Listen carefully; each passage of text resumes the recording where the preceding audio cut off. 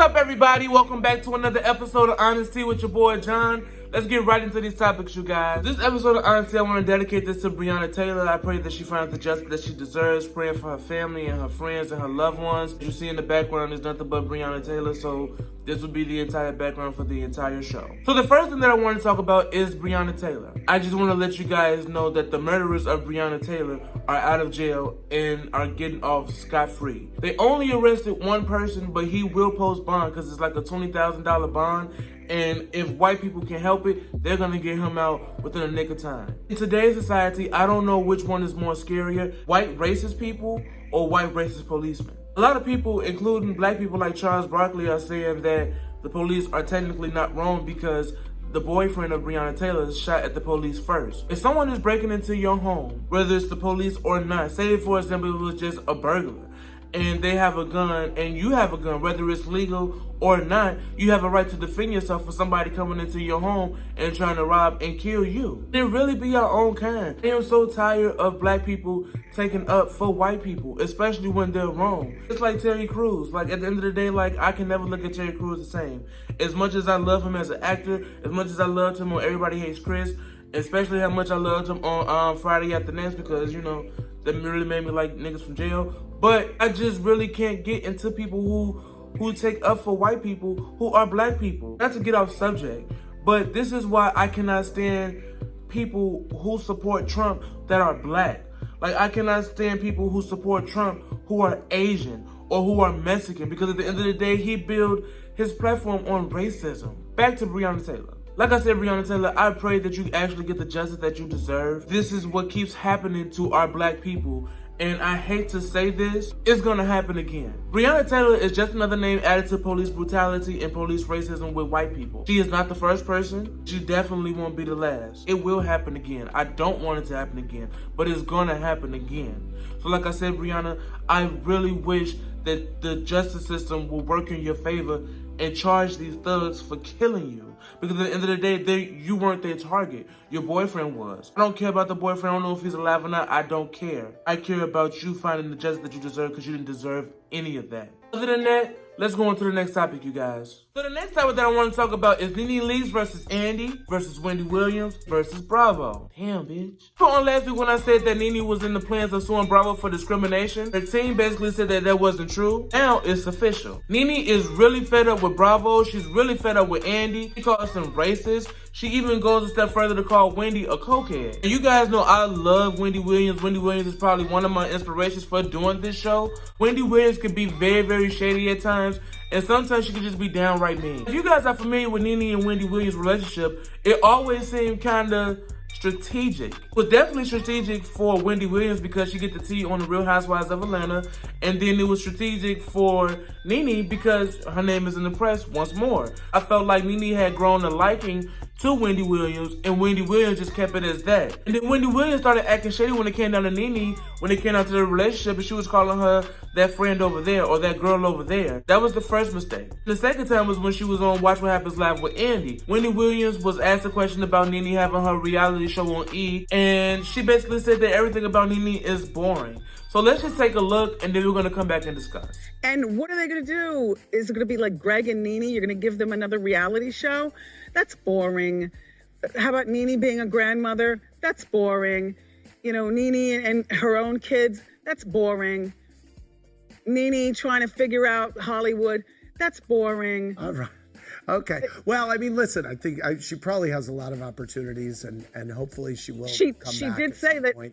She did say that the phone's ringing. Nene claims that Andy and Wendy Williams are always putting black people in a bad light, but then uplifting white people, which is absolutely true. Andy is always pitting black people against each other. I don't want to say that it's always Andy. I can't put all of the blame on Andy when it comes down to putting black people together because it definitely has something to do with the producers. But when it comes down to that reunion, Andy has the mess down to a T. Wendy Williams is always on her show, and she's always making black people look bad. I don't think that Nene's new show is gonna be boring. We all know that Nene makes good TV. Nene had her spinoff when she was remarrying Greg. the ratings was through the roof. You know what I'm saying? Like, she makes really good TV. Nene can bring the best and the worst out of people. Because that's what she's good at doing. She makes good TV. That's undeniable. I'm glad she moved to ETV because it's a bigger network. I think you should just leave Bravo where they at and then you sue them. Because that's what you want to do, then you go ahead and do that.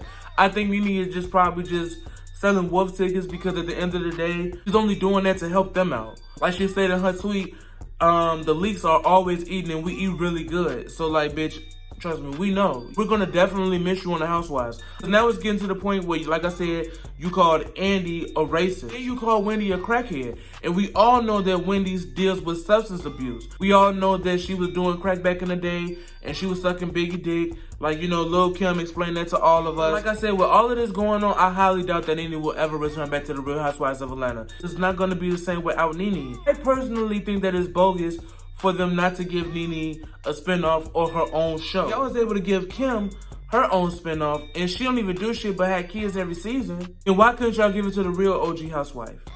For real, for real. Nene elevated Kim's career, but why couldn't y'all give her a spinoff? Other than that, let's go on to the next topic, you guys. The next topic that I want to talk about is Tory Lanez's new album. To be honest, you guys, I never really listened to Tory Lanez. The only song that I knew from Tory Lanez was Love, and then I know a couple of songs off of his last mixtape, but this album was really good. The only reason why I think it was really good because I was just being nosy, but he was also spilling tea about this whole Meg Thee Stallion situation. To be honest, I think it was very, very smart for Tory Lanez to drop an album based off this Meg Thee Stallion shoot. Supposed to show you that Meg really got some good wop because only did he shoot you, bitch, he made a whole album about you. Just because you made a good album does not mean that you didn't shoot Meg Thee Stallion. To be honest, I don't think he actually shot Meg Thee Stallion. Meg Thee Stallion was going off for the last couple of months about she got shot. Then she was saying that people was making shit up about her. Tory Lanez was making stuff up about her. Got to the point where she wanted to go on live and she wanted to air it out and said, Tory, you shot me. I was trying to protect you. I was doing this, I was doing that for you. Which was stupid. I could never take Meg Thee Stallion serious because of that. And now he has the audacity to say Tory Lanez is trying to ruin her life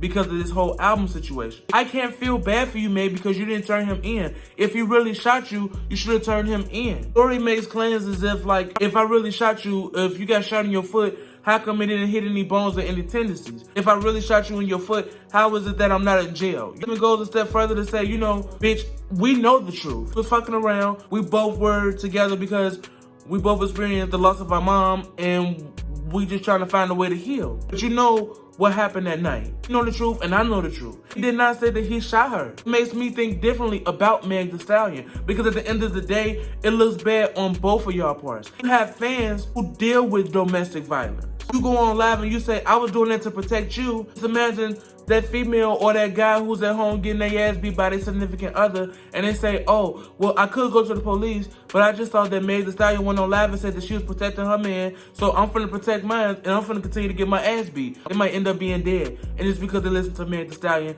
saying that it's okay for y'all to get beat on, it's okay for me to get shot, but I'm gonna not turn him in because I wanna protect him. I can't take you serious because 1 minute you want to claim that he's ruining your life, then 2 seconds later you are in the studio or you chilling with Mary J. Blige, another stranger that you don't fucking know. The issue that I have with Meg is that Meg is constantly always partying. She's out with Asian Doll and she's limping with her little cast on her foot. And she's doing everything that she's supposed to do in the stuff for healing from the situation. You so hurt, why are you still out partying? You so traumatized, why are you still worried about what Tory Lanez is doing? 1 minute you posting a picture saying fuck you, and the next minute you over here chilling with Mary J. Blige, then the next minute you doing this, and the next minute you doing that. Tory Lanez has every right to speak out. I thought that it was best for Tory Lanez to shut his mouth because at the end of the day, it didn't make it look any better when he said, I got too drunk. But bitch, you were drunk too. I'm starting to believe the people that were saying you was trying to fight Tory Lanez in the car is true. You said in your own WAP song, never been a fight, but I'm looking for a beat in. Bitch, you got shot instead.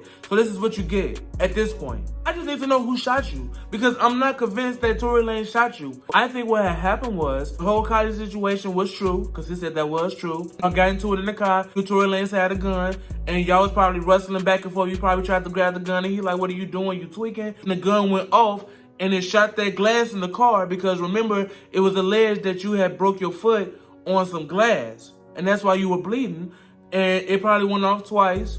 And that's probably where that shooting thing came from. At the end of the day, I really don't care. Because if you didn't turn Tory Lanez in for shooting you, you call yourself trying to protect the man that tried to cause harm to you. What's the point? Why are you so damn pressed? Bitch, you protected him already. He's good. Now he can make an album and say what the fuck he want to say because you protected this man. Everything that Tory Lanez does from now on is on you because you didn't turn him in. Bitch, if he was in jail, he wouldn't have had time to work on the whole album and give you 24 tracks. If you would have turned him in, he would have got deported back to Canada. I really don't think that he shot you. I don't know what was going on, bitch. I wasn't in the car. But from what Tory Lanez is saying in this album is that he did not shoot you. I still feel, Tory, you do owe us a live and you could just air everything out. You can even play your little album in the background.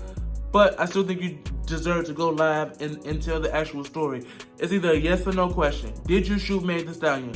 Yes or no? You say no, who shot Meg Thee Stallion? Did anybody shoot Meg Thee Stallion? Is she making this up? Yes or no? It's obvious you've been hanging around Cardi B too long because, bitch, you are using this as a publicity stunt. And, bitch, I don't want no album from you yet. I don't even want a fucking single, bitch. If you do have a single coming out, I promise you, I am not gonna be fucking with you no more, Meg Thee Stallion, because this seems like a publicity stunt ass move. Other than that, let's go on to the next topic. The topic that I want to talk about is Ryan Murphy's new Netflix series called Ratchet. And no, it's not about a group of ghetto bitches. Now, I was very, very nervous about this show because it starts off very slow and it got boring. But towards the second episode, like towards the middle of the episode, it got really, really, really good. So shout out to Ryan Murphy because he always does his thing. He never fails to disappoint. So Ratchet is about this nurse named Margaret Ratchet and her brother. Brother Edward had killed 4 priests and he ended up in this mental facility or asylum for lack of a better word. This takes place in like the 40s or the 50s. So this is around the time where science was really taking off and they were trying these new experiments to treat patients and all this stuff like that. So Margaret's plan is to get close to the doctors, learn these new experiments, and see if there's a way that they can kill her brother. And in the meantime, she's working on busting him out of this facility. Her brother Edmund is being put on trial for execution for what he did to those priests. I love Sarah Paulson. I love me some Sarah Paulson. I love her as a villain, even though she really can't be portrayed as a villain just because she manipulated a lot of people and convinced them to do things for her, and she conducted experiments that she learned from the doctors. Like, so technically she wasn't a villain. This TV show was really, really good. I don't want to give much away, but I feel like I'm gonna give much away. They were foster kids. Both were in and out of homes. They so happened to land across this one home where they first meet each other. It wasn't the best. The social worker was like, okay, here's my plan. I plan on making you guys legally brother and sister so that way you guys are a package deal. And of course, they went from in and out of foster home and it wasn't the best. So they came across this rich couple. Everything seemed like it was just going good. Everything was gravy until they made them perform sexual acts on each other. They would put them on stage and they would invite all of their rich friends and stuff like that. And they would do this in front of their rich friends. Their person was just like, oh my God, like, we got to get up out of here. We can't do this. We can't do this anymore. And he's like, I feel you. But before we go, I'm finna kill their ass because they got me fucked up. And he killed them. She was just like, what are you doing? What are you doing? He was like, get out of here. And she ran off. Years later, she's in this mental facility and she's like, damn, now this is my chance to finally get him back. Everybody, found out that she was his brother. And it was like, I understand what you were doing, but you gotta let him go. And she turned him loose. Already getting ready to execute him. She tried her hardest. She was dealing with the governor. At the time, execution was very, very popular. The death penalty was very, very popular at the time. He was just like, nah, fuck that shit. I'm finna execute this bitch. And it's a wrap. After she realized there was nothing that she can do, she came up with a plan to actually kill him herself. In the season finale, the shit went the other way, and I'm not gonna give it away because I think I already gave too much away.